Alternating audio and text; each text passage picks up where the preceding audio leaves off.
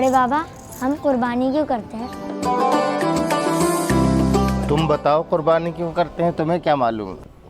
नहीं मालूम? तुम्हें मालूम है कुर्बानी क्यों करते हैं?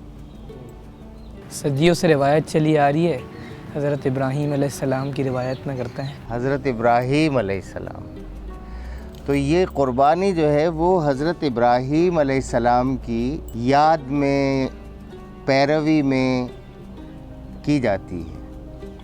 हज़रत इब्राहीम अलैहिस्सलाम अल्लाह के पैगंबर थे और अल्लाह ने उनको एक बेटा दिया था जिनका नाम इस्माइल था। जब वो भागने दौड़ने और बाप की मदद करने के लायक की उम्र को पहुँचे तो अल्लाह ताला ने उनको एक ख्वाब दिखाया कि मैं इस्माइल को अल्लाह के लिए क़ुरबान कर रहा हूँ। तो पैगंबर का ख्वाब एक तरह से हुक्म होता है। हज़रत इब्राहीम अलैहिस्सलाम ने जब वो ख्वाब कई मरतबा देखा तो उसको अल्लाह का हुक्म समझा और उसकी पैरवी करने में, तामील करने के लिए हज़रत इस्माइल अलैहिस्सलाम को तैयार किया। जब हज़रत इस्माइल अलैहिस्सलाम से कहा गया कि मैं तुम्हें क़ुरबान करना चाहता हूँ, अल्लाह का हुक्म है, तो उन्होंने क्या कहा? उन्होंने ये कहा कि अल्लाह का हुक्म है तो आप अपना काम कीजिए, जो आपको हुक्म हुआ है, मैं आपका इताअत गुज़ार हूँगा, फर्मा बरदार हूँगा। हज़रत इस्माइल अलैहिस्सलाम की वालिदा, हज़रत इस्माइल अलैहिस्सलाम की वालिदा और हज़रत इब्राहीम अलैहिस्सलाम की अहलिया हज़रत हाजरा, वो माँ थीं। जब उनको बताया गया कि ये हुक्म है और ये फ़ैसला ये करना है तो उन्होंने भी कहा कि ठीक है, अल्लाह का अगर हुक्म है तो ये काम कर दे। और जब वो एक दूर मकाम पे जो कुर्बानगाह था वहाँ ले गए और हज़रत इब्राहीम अलैहिस्सलाम ने, ज़ाहिर है वो बाप थे और वो चेहरा देख के ज़बह नहीं कर सकते थे, तो चेहरे को उल्टा कर दिया और यहाँ गर्दन के ऊपर उन्होंने छुरी फेर दी। और अल्लाह तबारक व तआला ने ये इंतज़ाम किया कि आलम बाला से एक मेंढा या दुम्बा वो भिजवाया और पहुंचाया और हज़रत इब्राहीम अलैहिस्सलाम जो छुरी चला रहे थे वो उसके ऊपर चल गई और हज़रत इस्माइल अलैहिस्सलाम खड़े हो गए। तो वो दिन है और आज का दिन के उस दिन और उस अमल की तामील में मुसलमान क़ुरबानी करते हैं और इससे जो याद दहानी होती है वो क्या होती है कि हम अल्लाह की राह में अपनी अज़ीज़ तरीन चीज़ को भी क़ुरबान कर सकते हैं।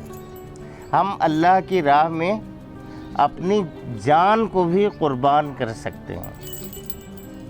ये तो है क़ुरबानी का बुनियादी जो सबक है या बुनियादी मकसद जो है, और उसकी जो रिवायत है, जैसा कि सभी ने कहा कि ये रिवायत है, सदियों से चली आ रही है, तो वो रिवायत क्या है, वो वाक़या क्या है। और ये कोई कहानी नहीं है, ये वाक़या हकीकत है और कुरान मजीद में बयान किया गया है अपनी पूरी तफसील के साथ, जो यहाँ बयान की गई है। और कुरान मजीद के बारे में आप जानते हैं कि सारी दुनिया इस बात को मानती है कि ये कुरान मजीद वही किताब है जो हज़रत मोहम्मद सल्लल्लाहु अलैहि वसल्लम देकर गए थे और इसमें कोई तब्दीली नहीं। और इसके अलावा बनी इसराइल की जो किताबें हैं उनमें भी ज़िक्र है हज़रत इब्राहीम अलैहिस्सलाम का। अब हम जो क़ुरबानी करते हैं इस वक्त, हुज़ूर सल्लल्लाहु अलैहि वसल्लम ने हज़रत इब्राहीम अलैहिस्सलाम की पैरवी में क़ुरबानी की। आप सल्लल्लाहु अलैहि वसल्लम हर साल क़ुरबानी करते थे। मदीना तैयबा पहुँचने के बाद आपने क़ुरबानी की और आपकी पैरवी में सहाबा और उसके बाद हम लोग आज तक क़ुरबानी करते चले आ रहे हैं। अब क़ुरबानी में एक वक्त गुज़रने के साथ साथ کچھ چیزیں ایسی ہو گئی ہیں جن کا لحاظ کرنا ضروری ہے۔ مثلاً حضرت ابراہیم علیہ السلام جن کی ہم پیروی کر رہے ہیں، جن کی ہم بات کر رہے ہیں، حضرت ابراہیم علیہ السلام کی بات کر رہے ہیں نا، انہوں نے یہ کہا تھا، ان کا عقیدہ کیا تھا؟ ان کا عقیدہ یہ تھا کہ بے شک انی وجہت وجہی للذی فطر السماوات والارض حنیفا وما انا من المشرکین، کہ میں یکسو ہو کر اپنا رخ اس ہستی کی طرف کرتا ہوں جس نے زمین اور آسمانوں کو پیدا کیا ہے، اور میں ہرگز شرک کرنے والوں میں سے نہیں ہوں۔ تو سب سے پہلی بات، حضرت ابراہیم علیہ السلام کا عقیدہ کیا تھا؟ کہ جس نے پیدا کیا ہے مجھے اور زمین اور آسمانوں کو، اس کی میں بندگی کرنے والا ہوں، اور اس کی ذات میں کسی کو شریک کرنے والا نہیں ہوں۔ میں نے یکسو ہو کر وجہت وجہی للذی، یکسو ہو کر تم لوگوں نے وہ دیکھا ہوگا دوڑ میں، جب دوڑ 100 میٹر 400 میٹر کی دوڑ میں لوگ ہوتے ہیں تو ان کی نظر کہاں ہوتی ہے؟ اپنی منزل کی طرف ہوتی ہے، بالکل یکسو ہو کر۔ وہ بلکہ لائنیں لگی ہوئی ہوتی ہیں، وہ ادھر ادھر نہیں دیکھتے، وہ سیدھے وہاں دیکھ رہے ہوتے ہیں۔ تو یکسو ہونے کا مطلب یہ کہ انسان اپنے ٹارگٹ کی طرف دیکھے۔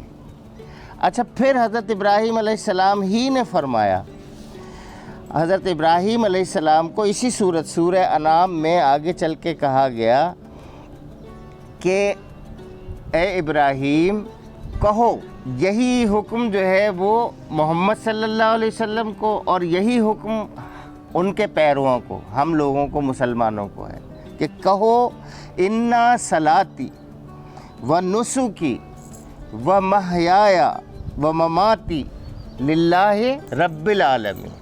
کس کے لیے ہے؟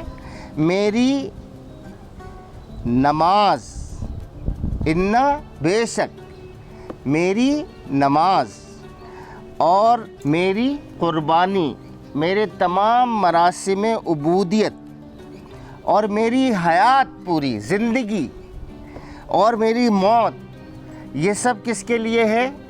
اللہ رب العالمین کے لیے۔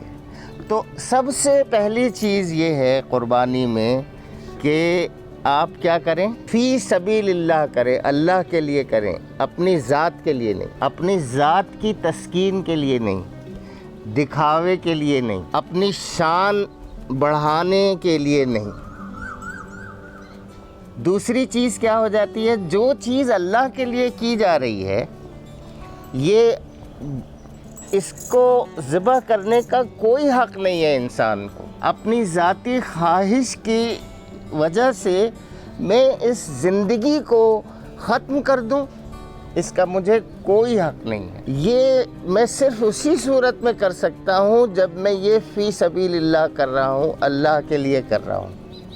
اگر میں اللہ کے لیے اس کو قربان کر رہا ہوں تو یہ جائز ہے، اس کی اجازت ہے، یہ نہ صرف جائز ہے بلکہ یہ مطلوب ہے، اور اس کا ثواب ہوگا، اس کا اجر ہوگا، اور اس کے ذریعے سے جو زندگی بنے گی وہ بنے گی اللہ کے لیے اپنی خواہشات نفس کو قربان کرنے کی۔ اگر یہ بیٹھنے کی جگہ ایک ہے اور بندے 3 آ گئے تو لپک کے کبھی وہ بندہ کرسی پہ قبضہ نہیں کرے گا، وہ ہمیشہ کوشش کیا کرے گا کہ دوسرے آدمی کو بیٹھنے کے لیے جگہ دے دے اور خود کھڑا ہو جائے۔ یہ ہے قربانی۔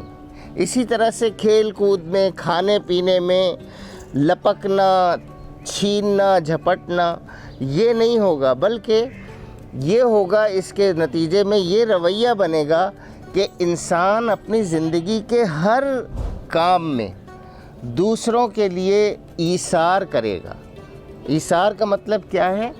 کہ اپنے آپ کو، چاہے خود ضرورت ہے بیٹھنے کی، خود ضرورت ہے کھانے کی، خود پیاس لگ رہی ہے، لیکن اپنے اوپر دوسرے کو ترجیح دے گا۔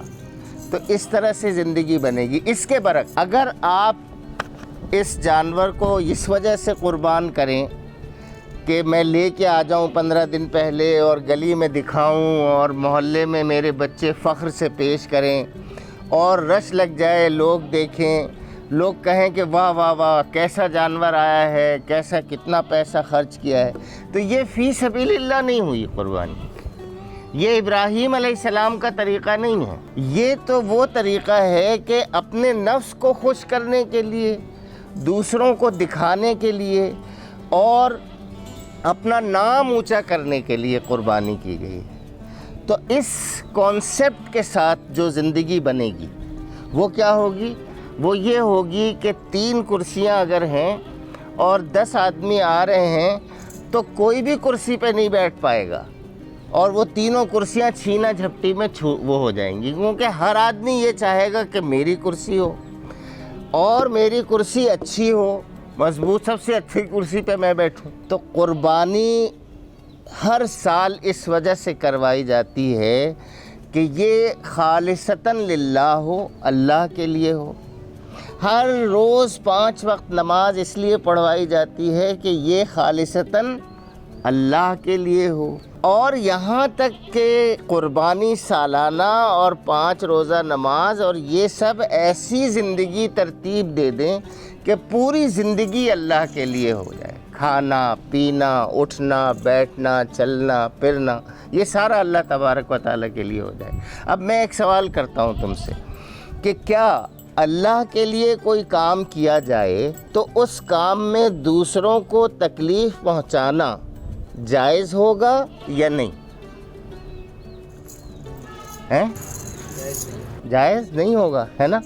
تو اب اگر کوئی آدمی یہ کرے کہ اپنے جانور کو گلی میں باندھ دے اور اس کی وجہ سے راستہ رک جائے، یا 4 جانور لے کے آئے اور قنات باندھ کے راستہ ہی رک جائے لوگوں کا سفر کا، اور کہہ دے کہ نہیں نہیں یہاں سے ہٹو، ادھر سے جانے کی ضرورت نہیں، یہاں ہمارے جانور بندھے ہوئے، تو کیا ہوگا؟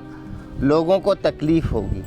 تکلیف دینے کا ایک اور طریقہ بھی ہے جو آج بدقسمتی سے بہت عام ہو گیا ہے اور اس کا شعور تک نہیں ہے۔ حضور صلی اللہ علیہ وسلم نے فرمایا کہ اگر سیزن کا نیا پھل تمہارے گھر میں تم لے کے آؤ تو اس کو اپنے پڑوسیوں کو بھی دو، اور اگر نہیں دے سکتے تو اس کے چھلکے دروازے پہ نہ پھینکو، ورنہ اس کے بچے کو احساس ہوگا محرومی کا۔ یہ اگر حضور صلی اللہ علیہ وسلم کی ہدایت ہے کہ کسی دوسرے کو احساس محرومی نہ ہو، تو پھر یہ دکھاوا اور یہ جو قربانی کی چیزیں جو ہیں اپنی خواہش نفس کے لیے جو ہو جاتی ہیں، یہ ساری بے معنی ہو جاتی ہیں، بلکہ معاشرے میں نقصان پہنچانے کا ذریعہ ہو سکتی ہیں۔ ہمارے فیس بک پہ کوئی ایک عارفہ صاحبہ خاتون ہیں، وہ اپنے بارے میں بتا رہی تھیں کہ عید پر ہمارے بچپن میں ہمارے بہت اچھے کپڑے بنے، تو ہم گھر سے باہر جانے کی ہم نے اپنی امی سے اجازت مانگی، تو ہماری امی نے کہا کہ بیٹا جاؤ، تم اپنی دوستوں میں کھیلنے کے لیے جاؤ گی، لیکن یہ کپڑے پہن کے نہ جاؤ۔ تو وہ بچی تھی، انہوں نے کہا کہ کیوں، میں تو عید کے یہ کپڑے ہیں پہن کے جاؤں گی۔ انہوں نے کہا کہ بیٹا جتنے اچھے تمہارے یہ کپڑے ہیں، کیا ایسے ہی کپڑے باقی بچوں نے بھی پہنے ہوئے ہوں گے؟ تو اس نے کہا کہ نہیں۔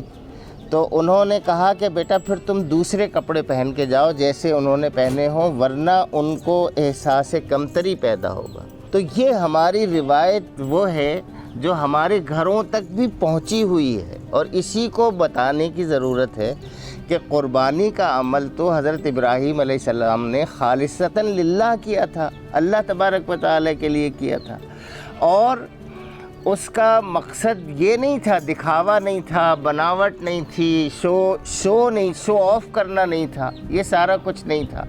اور اگر اللہ کے لیے ہو تو معاشرے میں خیر پھیلتا ہے، اور اگر شو آف کے لیے ہو تو معاشرے میں تباہی اور بربادی ہوتی ہے۔ تو اس لیے معاشرے کی سدھار کا ذریعہ ہے قربانی۔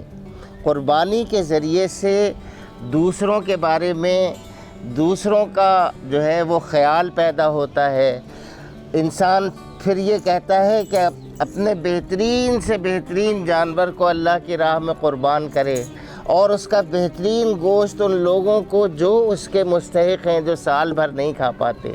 ظاہر ہے قربانی وہی کر پاتا ہے جو سال بھر کچھ نہ کچھ اس کو گوشت کھاتا ہے، اور جو تقسیم انہی لوگوں کو کیا جاتا ہے زیادہ تر جن کے ہاں نہیں جاتا، نہیں کھا پاتے لوگ، تو وہ اچھے سے اچھا وہاں پہ پہنچاتا ہے۔ تو یہ معاشرے میں ایک محبت کا وہ پیدا ہوتا ہے، جذبہ پیدا ہوتا ہے، قربانی کا جذبہ پیدا ہوتا ہے، اور یہ قربانی ہر روز دینی ہوتی ہے۔ یہ ایک مرتبہ تو ذبح کرنے کا ایک تکلیف دہ عمل ہے، ایک ایسا عمل ہے جس سے تکلیف بھی ہوتی ہے، تو اس تکلیف کو برداشت کرنا، روزانہ ایثار اور قربانی والی زندگی۔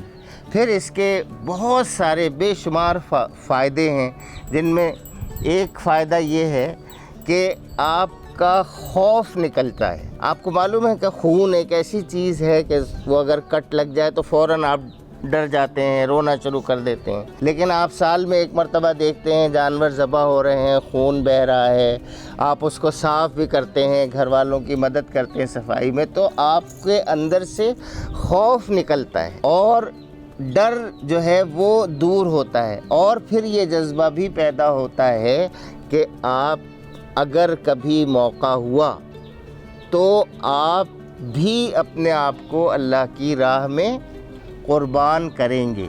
یہی پیغام ہے قربانی کا اور یہی مقصد ہے قربانی کا۔